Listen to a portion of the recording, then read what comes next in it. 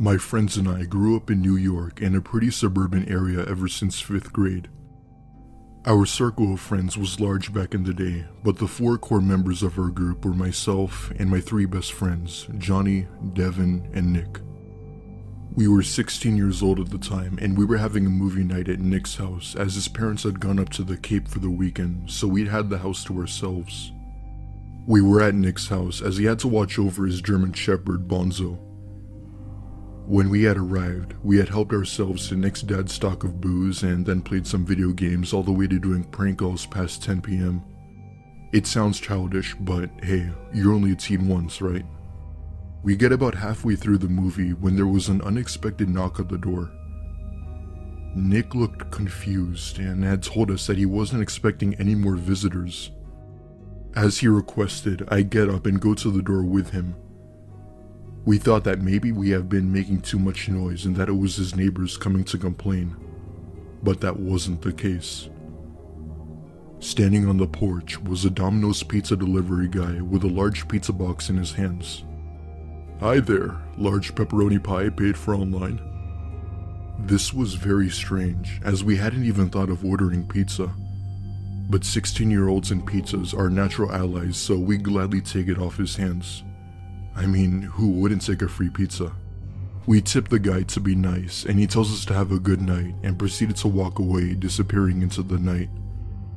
The only thing was that there was no vehicle in sight, so we figured that he must have parked a few houses down. We bring in the pizza to the living room and tell the others how we just got lucked out. Devin, being the honest and nice person he was, told us that we shouldn't just eat someone else's pizza. We looked at each other and realized that it was the wrong thing to do, so we leave the pizza on the counter and call up Domino's. Eventually we get through to them and inform them that someone else's pizza had been dropped off at our place and that the delivery guy should take it back to the correct address. They ask for our address and we tell them. The person on the other line asks if we were sure it was a Domino's pizza. Yeah, it's got your logo and everything." "What? We haven't had any orders from that part of town all day, and none of our drivers have been around there. We'll check in with our other stores." At this point, we're all pretty perplexed as no other Domino's stores delivered to our area. We decided to give them a few minutes to call us back, and if they didn't, we just ate it ourselves. We fixed up a couple of snacks and resumed the movie we were watching. I get up to get a glass of soda in the kitchen and was shocked to what I found. Bonzo, the dog, had eaten at least half of the box. Fast forward till about a half hour later, we noticed that Bonzo was becoming really distressed, whimpering and crying, and then heads back into the kitchen. 10 minutes later, we noticed that Bonzo was extremely ill, lying on the floor and having trouble breathing, and we immediately knew that something wasn't right. We looked online for a nearby vet in the area, and there was thankfully one nearby that was still open. Needless to say, we rushed him over there quickly, and he was on the point of death when we brought him in. But it wasn't for the reason we expected. The vet said that he was displaying very strange symptoms. They ran a few more tests, and what we found really turned our stomachs. There were several traces of strychnine found in his system. It's a very dangerous poison used for killing rodents, and it causes all of your organs to shut down completely. Nick's parents came home soon after, and we tried to give the best description to police as to what the delivery guy looked like. Unfortunately, nothing ever became of it, and there were no other reports of anyone receiving a poisoned pizza. It makes me wonder if the guy specifically targeted us kids as we were young and naive. If that were the case, he had been watching us for God knows how long, and how would he have known that we were by ourselves? Thankfully, Bonzo survived, but had we arrived to the vet even 15 minutes later, he probably wouldn't have made it. If anyone comes to your door with food that you didn't order, do the right thing and check with the company it's from. It may just save your life.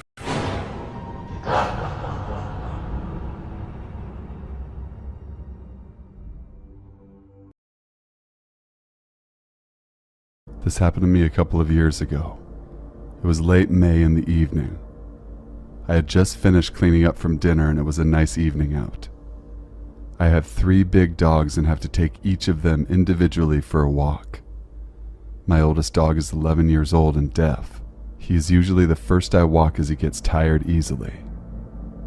I grabbed my phone, put my headphones in, and headed out the door with my old Boxer. I live in a rural area. The houses are quite far apart and set quite far off the road, so I never had to usually worry about running into too many people on my nightly walks. My area is also very safe. Nothing ever happens here. I was about 10 minutes into my walk listening to scary stories on YouTube. Yes, I listen to horror stories as I walk my dogs in the dark, when I noticed headlights coming up behind me. I didn't pay much attention, just moved closer to the side of the road, pulled my dog over onto the dirt to stay off the road as a car went by.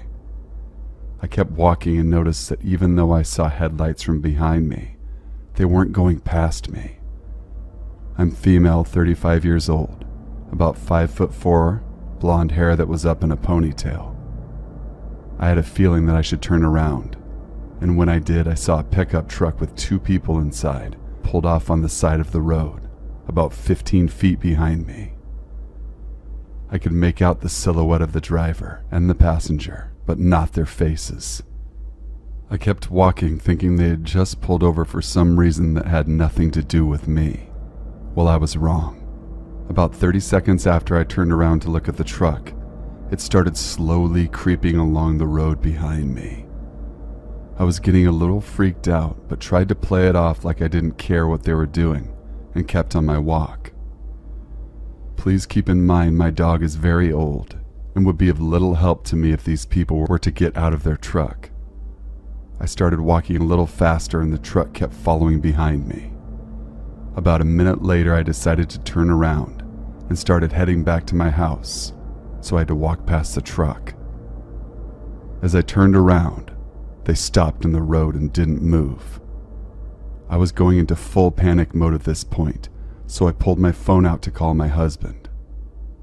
As I was dialing his number, the truck started honking its horn at me, and the driver rolled down the window and said, "Hey, we're lost, can you help us?" I ignored them and kept walking, praying my husband would answer the phone. He was still at work and didn't pick up, so I started walking faster. The truck then did a complete turn in the middle of the road, turned its high beams on me and sat there revving its engine over and over.